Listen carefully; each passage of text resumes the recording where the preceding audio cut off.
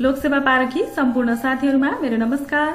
स्वागत छ यहाँलाई 99% लोकसेवा युट्युब च्यानलमा।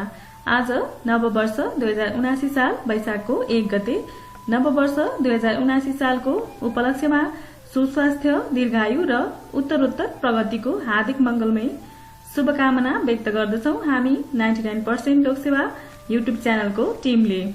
लोकसेवा आयोगले लिने प्रारम्भिक चरणको परीक्षामा समसामयिक गतिविधिले पनि केही अंश ओगट्ने तथा समसामयिक गतिविधिको जानकारीले लेखनशीपमा समेत उत्तरको गुणस्तर बढाउन मद्दत गर्ने हुँदा समसामयिक गतिविधिको जानकारी हुनु अत्यावश्यक छ। यही कुरालाई मध्यनजर गर्दै हामी केही महिनादेखि यहाँहरूमाझ समसामयिक गतिविधिको जानकारी पस्कने गरेका छौं।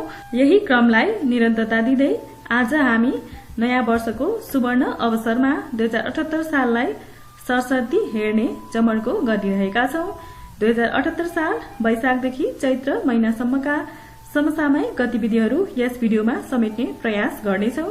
सन् 2021 को यही प्रकृतिको भिडियो अर्थात 2021 लाई सरसर्ती हेर्दा हाम्रो च्यानलको प्लेलिस्ट अथवा माथिको आई बटनमा गएर पनि हेर्न सक्नुहुनेछ, जहाँ सन् 2021 जनवरीदेखि डिसेम्बर सम्मका करेन्ट एफेयर्सहरू समेटिएका छन्। अब सुरु गरौं 2078 वैशाख 1 गतेको समसामयिक गतिविधिदेखि। 2078 वैशाख 1 गतेको प्रसंग। वैशाख 1 गते नेपालमा 11औं व्यक्तिगत घटना दर्ता दिवस मनाइएको छ। विक्रम सम्वत 2034 सालदेखि व्यक्तिगत घटना दर्ता कार्य शुरू गरिएको थियो भने विक्रम सम्वत 2067 सालदेखि यो दिवस मनाउन शुरू गरिएको हो। प्रत्येक वर्ष वैशाख 1 गतेदेखि 7 गतेसम्म व्यक्तिगत घटना दर्ता सप्ताहको रूपमा मनाइन्छ भने यो वर्ष 2078 वैशाख 1 गतेदेखि 16 गतेसम्म घटना दर्ता अभियान सञ्चालन गरिएको थियो, जहाँ देशभरका 6743 वटा ओडा कार्यालयहरूले अभियान सञ्चालन गरेका थिए। सन् 2024 सम्ममा सरकारले जन्म दर्तालाई 100% पुर्याउने लक्ष्य लिएको छ। 2078 वैशाख 2 गतेको प्रसंग। वैशाख 2 गते पोषिलो आहारको लागि दिगो कृषि उत्पादन हाम्रो अभियान भन्ने नारा साथ निजी क्षेत्रको लगानीमा राष्ट्रिय खाद्य बैंकको औपचारिक रूपमा उद्घाटन भएको छ। निजी क्षेत्रको 2 अर्ब रुपियाँको लगानीमा उक्त बैंकको स्थापना भएको हो। कृषि पेशा तथा व्यवसायलाई अझ बढी उत्पादनमुखी बनाउँदै देशलाई कृषिमा आत्मनिर्भर बनाउने उद्देश्यले खाद्य बैंकको स्थापना गरिएको छ। देशभर विभिन्न जिल्लाहरूमा जग्गा लीजमा लिएर कृषि उत्पादन गर्दै आर्थिक उन्नति हासिल गर्नु बैंकको लक्ष्य रहेको छ। बैंकले हालसम्म कैलाली, कञ्चनपुर, बर्दिया, झापा, मोरङ, सुनसरी, धनुषा, चितवन, रूपन्देही, बागलुङ र कास्की सहित 23 जिल्लामा 600 बिघा भन्दा बढी जमिनमा आधुनिक प्रविधि मार्फत कृषि उपज उत्पादन गर्दै आएको छ। पहिलो चरणमा धान, गहुँ, कोदो, मकै, आलु, तोरी, गेडागुडी लगायतको उत्पादनलाई बैंकले प्राथमिकता दिएको छ।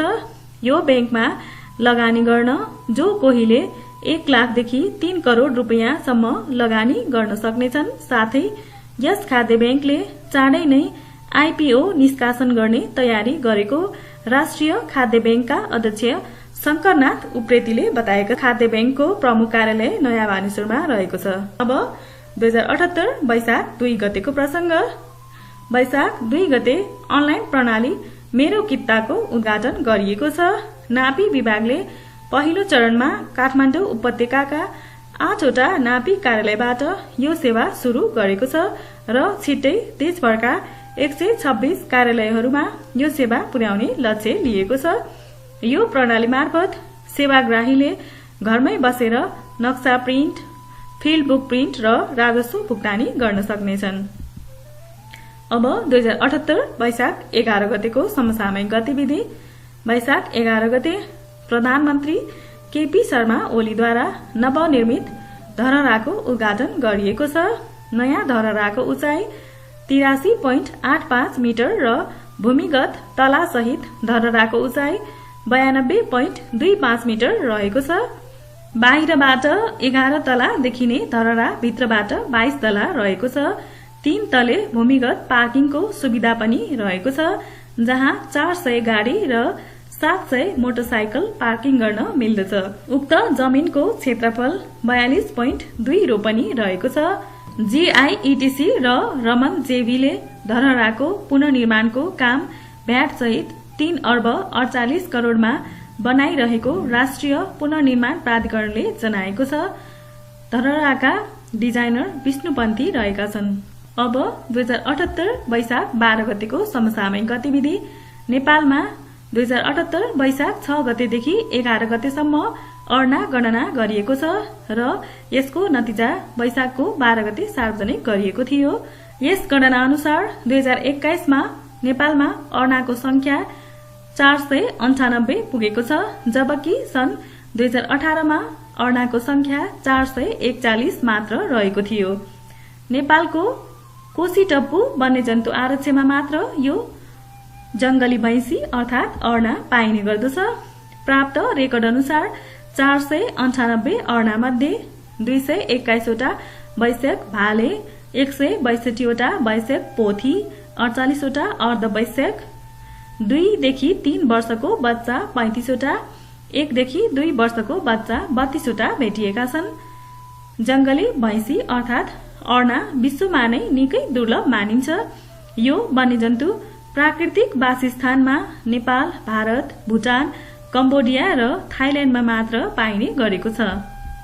नेपालमा कोसीटप्पुमा मात्र यसको वासस्थान भएकोले विक्रम सम्वत 2032 सालमा यसको वासस्थानलाई समेटेर कोसीटप्पु वन्यजन्तु आरक्ष घोषणा गरी संरक्षणका काम भइरहेको छ।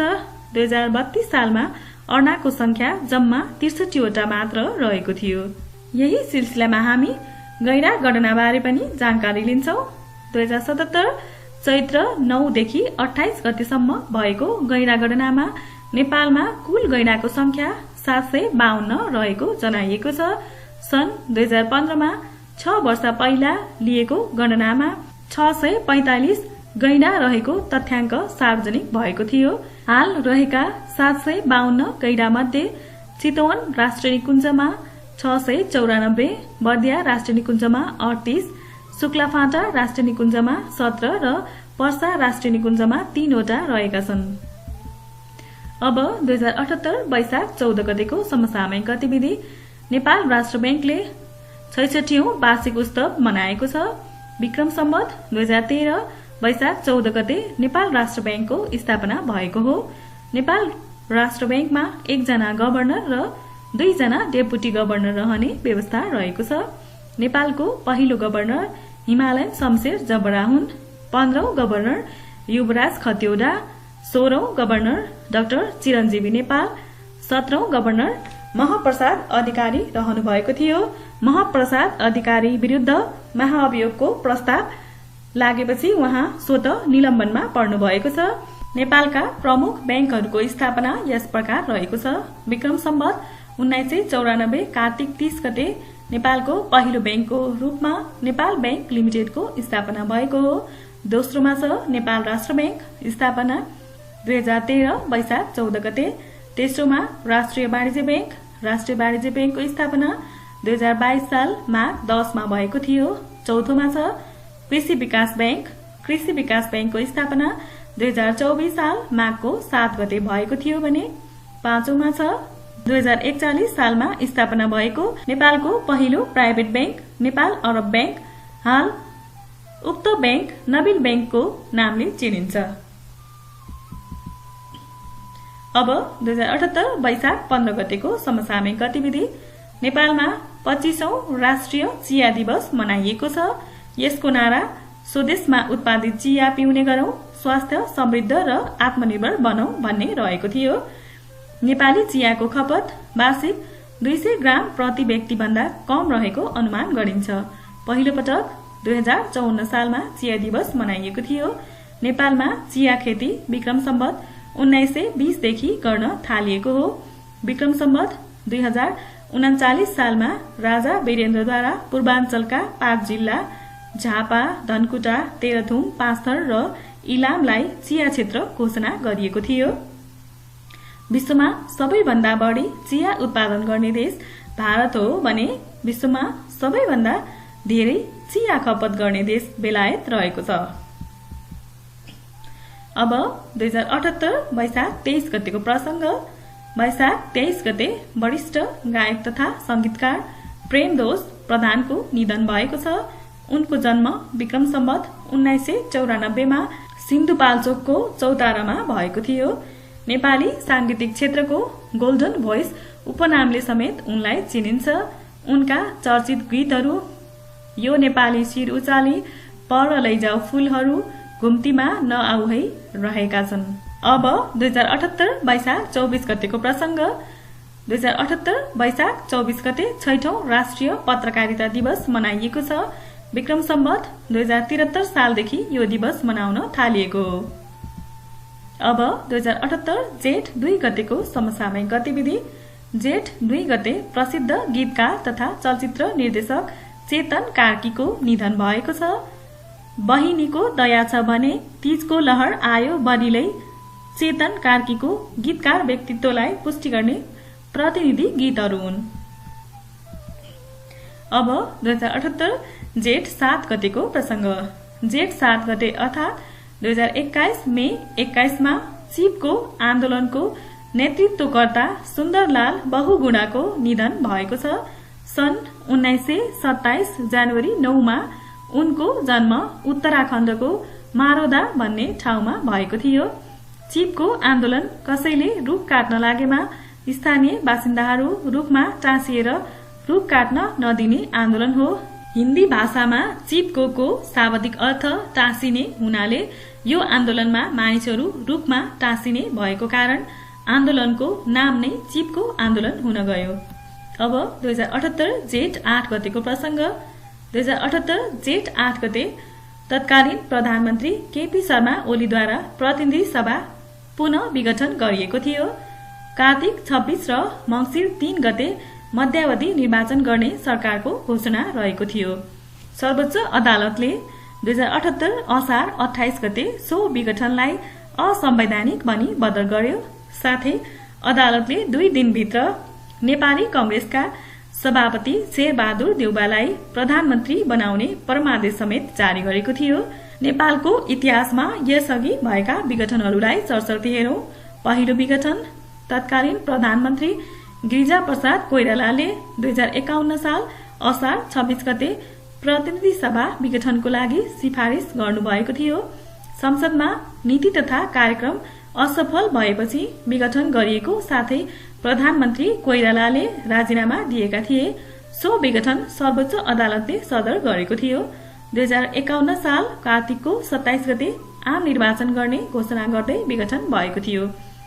दोस्रो विघटन प्रधानमन्त्री उप अविश्वासको प्रस्ताव आएपछि तत्कालीन प्रधानमन्त्री मनमोहन अधिकारीले 2052 जेठको 26 मा प्रतिनिधि सभा विघटन गर्न राजा समक्ष सिफारिस गरेकोमा 2052 साल जेठको 30 गते प्रतिनिधि सभा विघटन भएको थियो।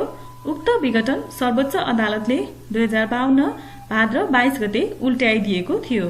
त्यस्तै तेस्रो विघटन 2055 माघ 1 गते तत्कालीन प्रधानमन्त्री गिरिजाप्रसाद कोइरालाले प्रतिनिधि सभा विघटन गरेका थिए। 2056 वैशाखको 20 मा निर्वाचन तोक्ने गरी गरिएको सिफारिस बमोजिम विघटन भएको थियो। चौथो विघटन 2059 जेठको 8 गते तत्कालीन प्रधानमन्त्री शेरबहादुर देउवाले प्रतिनिधि सभा विघटन गरेका थिए। सो विघटन भएको प्रतिनिधि सभा 62-63 को जनआन्दोलनको बलमा 2063 वैशाख 11 गते पुनर्स्थापना भई 2063 वैशाख 15 गते प्रतिनिधि सभाको बैठक बस्ने गरी मिति समेत तोकिएको थियो। पाँचौं विघटन 2077 पुस 5 गते तत्कालीन प्रधानमन्त्री केपी शर्मा ओली 2078 वैशाख 17 र 27 गते निर्वाचन गर्ने गरी प्रतिनिधि सभा विघटन गरेका थिए। 2077 फागुन 11 गते सर्वोच्च अदालतले पुनर्स्थापना गरेको थियो। त्यसैगरी 6औं विघटन प्रधानमन्त्री केपी शर्मा ओलीद्वारा 2078 जेठ 8 गते प्रतिनिधि सभा पुनः विघटन गरी भएको थियो। कार्तिक 26 र मङ्सिर 3 गते मध्यावधि निर्वाचन गर्ने सरकारको घोषणा समेत रहेको थियो। सर्वोच्च अदालतले 2078 असार 28 गते सो विघटनलाई असंवैधानिक भनी बदर गरेको थियो। अब 2078 जेठ 15 गतेको समसामयिक गतिविधि। जेठ 15 गते अर्थमन्त्री विष्णु प्रसाद पौडेलद्वारा 16 खर्ब 47 अर्ब 57 करोडको बजेट प्रस्तुत गरिएको थियो। स्वास्थ्य क्षेत्रलाई प्राथमिकतामा राख्दै 1 खर्ब 2 अर्ब बजेट विनियोजन गरिएको थियो भने शिक्षामा झण्डै 2 खर्ब बजेट विनियोजन गरिएको थियो। प्रतिनिधि सभा विघटन रहेको अवस्थामा सरकारले अध्यादेश मार्फत बजेट ल्याएको थियो। कुल बजेट मध्ये चालुतर्फ 41.2%, पुँजीगततर्फ 22.7%, वित्तीय व्यवस्थापनतर्फ 12.6%, प्रदेश र स्थानीयतर्फ 23.5% बजेट विनियोजन भएको थियो। सशर्त अनुदानतर्फ प्रदेशलाई 37 अर्ब 87 करोड र स्थानीय तहलाई 1 खर्ब 73 अर्ब 50 करोड रुपियाँ विनियोजन गरिएको थियो। प्रदेशलाई वित्तीय समानीकरण अनुदान 57 अर्ब 54 करोड र स्थानीय तहलाई 94 अर्ब समानीकरण अनुदान विनियोजन गरेको थियो। समपूरक अनुदानतर्फ 12 अर्ब 37 करोड र विशेष अनुदानतर्फ 12 अर्ब 46 करोड विनियोजन भएको थियो। सामाजिक सुरक्षा भत्ता 33% वृद्धि भई वृद्ध भत्ता 4000 पुगेको थियो। अब 2078 जेठ 18 गतेको प्रसंग। जेठ 18 गते विवेकशील साझा पार्टीका पूर्व अध्यक्ष उज्जवल थापाको निधन भएको थियो। कोरोना संक्रमित थापा मिडसिटी अस्पतालमा उपचार गराउँदै निधन भएको हो। 2078 असार 10 गतेको समसामयिक गतिविधि। राष्ट्रपति विद्यादेवी भण्डारीद्वारा विभिन्न संवैधानिक आयोगका 20 पदाधिकारीहरू नियुक्त भएका थिए। लोकसेवा आयोगको अध्यक्षमा माधव रेग्मी, राष्ट्रिय समावेशी आयोगको अध्यक्षमा डाक्टर रामकृष्ण तिमिल सिन्हा लगायत विभिन्न संवैधानिक आयोगहरूमा 20 जना पदाधिकारी नियुक्त भएका थिए। अब 2078 असार 14 गतेको समसामयिक गतिविधि। असार 14 गते 17औं राष्ट्रिय विभूतिको रूपमा भक्ति थापालाई घोषणा गरिएको छ। नेपाल सरकारद्वारा नेपाल एकीकरणको अभियानको क्रममा देउथलमा अंग्रेज सेनासँग लड्दा लड्दै 73 वर्षीय थापाले वीरगति प्राप्त गरेका थिए। नेपालका राष्ट्रिय विभूतिहरू क्रमशः यस प्रकार रहेका छन्: गौतम बुद्ध, अंशुवर्मा, सीता, जनक, अरनिको, राम शाह, अमरसिंह थापा, पृथ्वीनारायण शाह, भानुभक्त आचार्य, भीमसेन थापा, बलभद्र कुँवर, श्री 5 त्रिभुवन, मोतीराम भट्ट, शंखधर साख्वा, पासाङ लामु शेर्पा, महागुरु फाल्गुनानन्द र 17औंमा छ भक्ति थापा। अब 2078 असार 21 गतेको समसामयिक गतिविधि। असार 21 गते प्रधानमन्त्री केपी शर्मा ओलीद्वारा राष्ट्रिय गौरवको आयोजनाको रूपमा रहेको माथिल्लो तामाकोसीको भर्चुअल रूपमा उद्घाटन भएको छ। कुल 456 मेगावाट विद्युत उत्पादन क्षमता भएको माथिल्लो तामाकोसीमा 76 मेगावाटका 6वटा युनिटहरू रहेकोमा उद्घाटन हुँदा 1 युनिट मात्र सञ्चालनमा रहेको र सोबाट 76 मेगावाट विद्युत उत्पादन भएको थियो। आर्थिक वर्ष 2067-68 मा निर्माण सुरु गरिएको थियो, जसबेला लागत 35 अर्ब अनुमान गरिएकोमा हाल 52 अर्ब खर्च लाग्ने प्रक्षेपण गरिएको छ। अब 2078 असार 29 गतेको समसामयिक गतिविधि। असार 29 गते नेपाली कांग्रेसका सभापति एवं संसदीय दलका नेता शेरबहादुर देउबा 5औं पटक प्रधानमन्त्री नियुक्त भएका छन्। 2078 असार 28 गते सर्वोच्च अदालतले संसद विघटनलाई बदर गरी 2 दिनभित्र नेपाली कांग्रेसका सभापति शेरबहादुर देउबालाई प्रधानमन्त्री बनाउने परमादेश जारी गरेको थियो। हालसम्म 5औं पटक प्रधानमन्त्री भएका शेरबहादुर देउबाको यात्रा यस प्रकार रहेको छ। उनी पहिलो पटक 2052 भाद्र 26 गते प्रधानमन्त्री भएका थिए। त्यस्तै दोस्रो पटक 2058 श्रावण 7 गते, तेस्रो पटक 2061 जेठको 21 गते, चौथो पटक 2074 जेठको 23 गते र पाँचौं पटक 2078 असारको 29 गते प्रधानमन्त्री पदको लागि नियुक्त भएका थिए। अब 2078 श्रावण 3 गतेको समसामयिक गतिविधि। असार 29 गते प्रधानमन्त्री बनेका शेरबहादुर देउवाले श्रावण 3 गते विश्वासको मत प्राप्त गरेका छन्। जम्मा उपस्थित 249 सांसद मध्ये विश्वासको मतको पक्षमा 165, विपक्षमा 83 र तटस्थ 1 जना रहेका थिए। विश्वासको मतका लागि 136 मत आवश्यक पर्दछ। प्रतिनिधि सभामा 275 सांसद रहेका छन्। 165 प्रत्यक्ष र 110 समानुपातिक गरेर 275। अब 2078 श्रावण 19 गतेको समसामयिक गतिविधि। श्रावण 19 गते मन्त्री परिषदद्वारा भूमि सम्बन्धी समस्या समाधान आयोग खारेज गरिएको छ।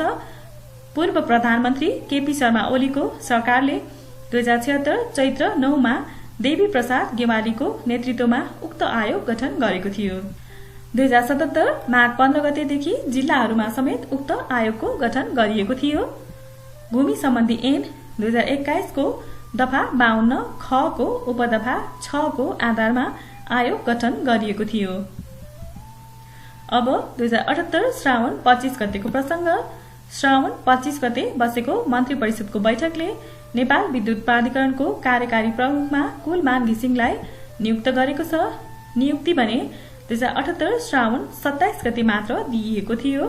2077 भाद्र 28 गते 4 वर्ष पूरा गरी उनी पदमुक्त भएका थिए। 2073 भाद्र 29 मा उनले पहिलो कार्यकाल सम्हालेका थिए। पहिलो कार्यकालमा दैनिक 18 घण्टाको लोड सेडिङ अन्त्य गर्न प्रमुख भूमिका निर्वाह गर्दै आम जनमानसमा उनी लोकप्रिय बनेका थिए। 2073 भदौमा कार्यकारी निर्देशकका रूपमा प्राधिकरणमा प्रवेश गर्दा वार्षिक 8 अर्ब 89 करोड घाटामा रहेको विद्युत प्राधिकरण आएको 11 महिनामै घाटा हटाउँदै 1 अर्ब 47 करोड नाफा आर्जन गरेको थियो। अब 2078 श्रावण 29 गतेको समसामयिक गतिविधि। श्रावण 29 गते नेपाल राष्ट्र बैंकले मौद्रिक नीति 2078-79 सार्वजनिक गरेको छ। तत्कालीन गभर्नर महाप्रसाद अधिकारीद्वारा मुद्रास्फीति दर 6.5 भन्दा कम हुने लक्ष्य लिएको छ। कुल ग्रस्त बचतको अनुपात 6.6%, कुल राष्ट्रिय बचतको अनुपात 31.4%, जीडीपीमा कुल स्थिर पुँजी निर्माणको अनुपात 27.3%, सन् 2020 को विश्व अर्थतन्त्र 3.2% ले संकुचित भएकोमा सन् 2021 को विश्व अर्थतन्त्र 6% ले विस्तार हुने जनाइएको थियो। शेयर धितो कर्जा लिँदा बढीमा 12 करोड र एउटा संस्थाबाट बढीमा 4 करोड रुपियाँसम्मको सीमा कर्जा लिन पाइने व्यवस्था गरिएको छ। अब 2078 भाद्र 1 गतेको समसामयिक गतिविधि। भाद्र 1 गते नेपालको न्याय प्रणाली र न्यायिक इतिहासको बारेमा एकै ठाउँमा जानकारी पाउने गरी न्यायिक संग्रहालयको निर्माण गरिएको छ। संग्रहालयको उद्घाटन प्रधान न्यायाधीश चोलेन्द्र शमशेर जबराले गरेका हुन्। न्याय सम्पादनका क्रममा विभिन्न समयमा भएका महत्वपूर्ण फैसलाहरू, न्यायाधीश तथा न्यायपालिकाले प्रयोग गरेका पुराना सामग्रीहरू, न्याय र कानूनी क्षेत्रमा पुरातात्विक सामग्रीहरू संग्रहालयमा संग्रहित गरिएको छ। अब 2078 भाद्र 2 गतेको प्रसंग। भाद्र 2 गते राष्ट्रपति विद्यादेवी भण्डारीद्वारा राजनीतिक दल सम्बन्धी दोस्रो संशोधन अध्यादेश 2078 जारी गरिएको छ। एमाले र जनता समाजवादी पार्टी विभाजित भई माधव कुमार नेपालको नेतृत्वमा नेकपा समाजवादी र महन्त ठाकुरको नेतृत्वमा जसपा नेपाल लोकतान्त्रिक गठन भएको छ। अब 2078 भाद्र 2 गतेको समसामयिक गतिविधि। भाद्र 2 गते बागमती प्रदेशमा नेकपा एमालेकी उपाध्यक्ष अष्टलक्ष्मी साक्य नेपालको पहिलो महिला मुख्यमन्त्री बनेकी छिन्।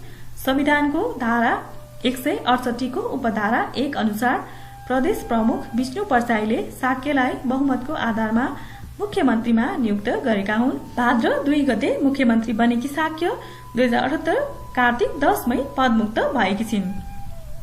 आफ्नो सरकार अल्पमतमा परेपछि 2 महिनामै पदबाट उनले राजीनामा दिएकी हुन्।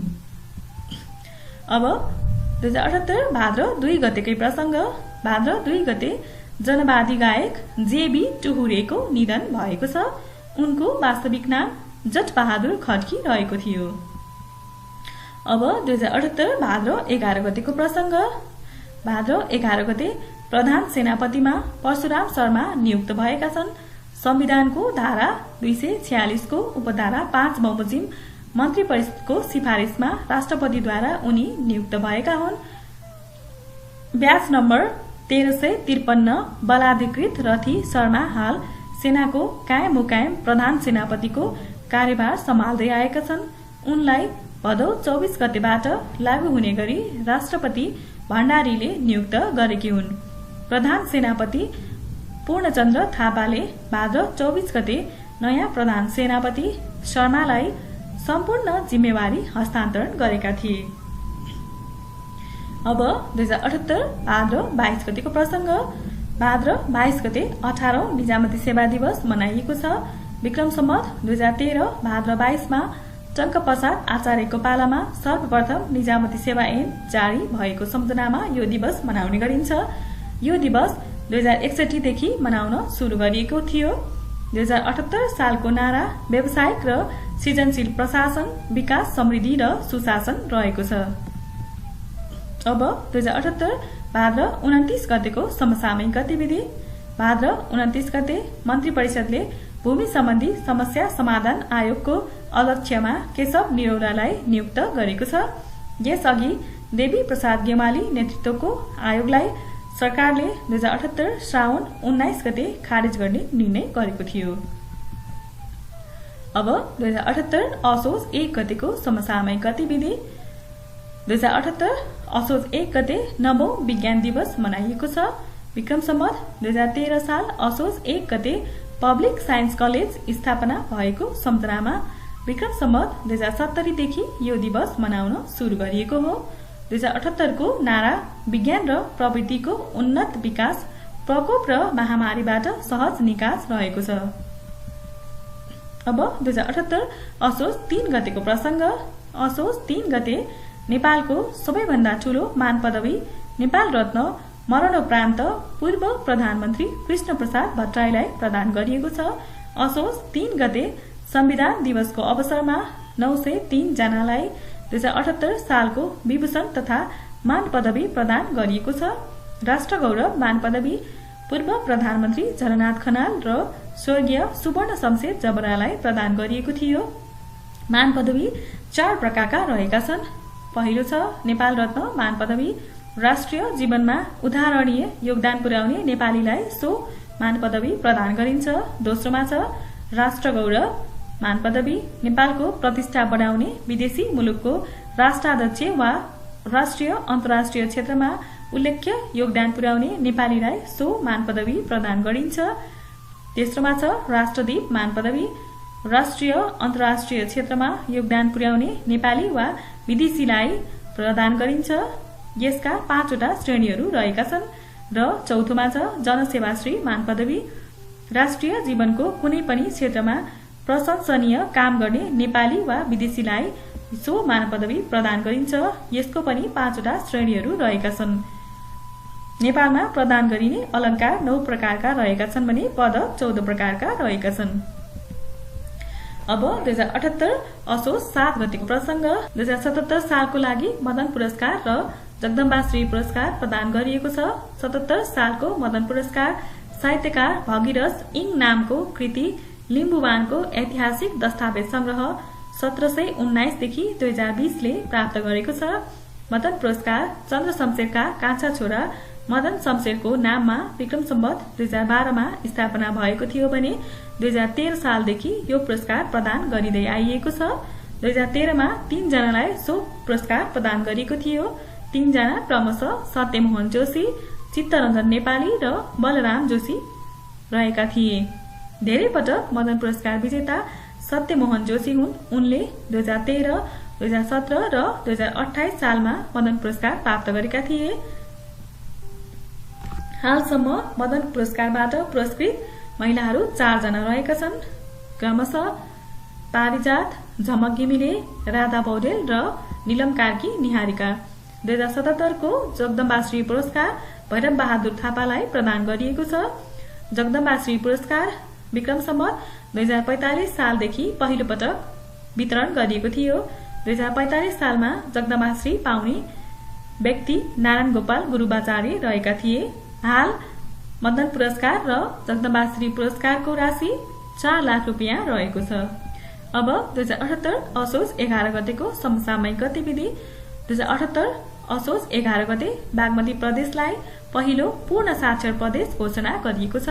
साक्षर नेपाल वर्ष 2076 अनुसार कुनै स्थानीय तह वा जिल्लामा बसोबास गर्ने 15 वर्ष र सो भन्दा माथिको उमेर समूहका जनसंख्याको 95% जनसंख्या साक्षर भएको अवस्थामा साक्षर जिल्ला वा स्थानीय तह घोषणा गर्न सकिने प्रावधान रहेको छ। नेपालको पहिलो साक्षर जिल्ला सिन्धुपाल्चोक हो। सिन्धुपाल्चोकलाई 2071 असार 2 मा साक्षर जिल्ला घोषणा गरेको थियो। दोस्रो साक्षर जिल्ला ललितपुर 2071 असार 9 मा घोषणा गरिएको। त्यस्तै 54 जिल्ला अछाम हो। 2078 असारको 21 गते घोषणा गरिएको। 55 जिल्ला काठमाडौँ हो। 2078 असोजको 4 गते घोषणा गरिएको र 56 जिल्ला हो ताप्लेजुङ जिल्लालाई 2078 चैत्र 24 गते साक्षर जिल्ला घोषणा गरिएको हो। त्यस्तै पूर्ण साक्षर पहिलो जिल्ला ललितपुर हो। 2071 असार 9 गते घोषणा भएको। पूर्ण साक्षर पहिलो प्रदेश बागमती हो। 2078 असोजको 11 गते घोषणा भएको थियो भने पूर्ण साक्षर दोस्रो प्रदेश गण्डकी प्रदेश हो। 2078 असोजको 24 गते घोषणा भएको। अब 2078 असोज 15 गतेको प्रसंग।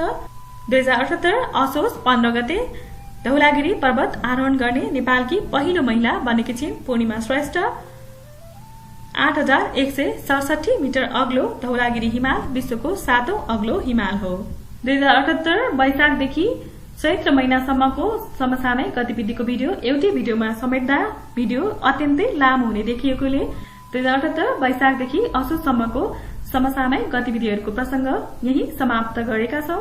बाँकी 6 महिनाको समसामयिक गतिविधिको भिडियो हामी यहाँहरुमा केही दिनमा पस्कने बाचा गर्दै आजको लागि बिदा हुन चाहन्छु। हस्त, धन्यवाद।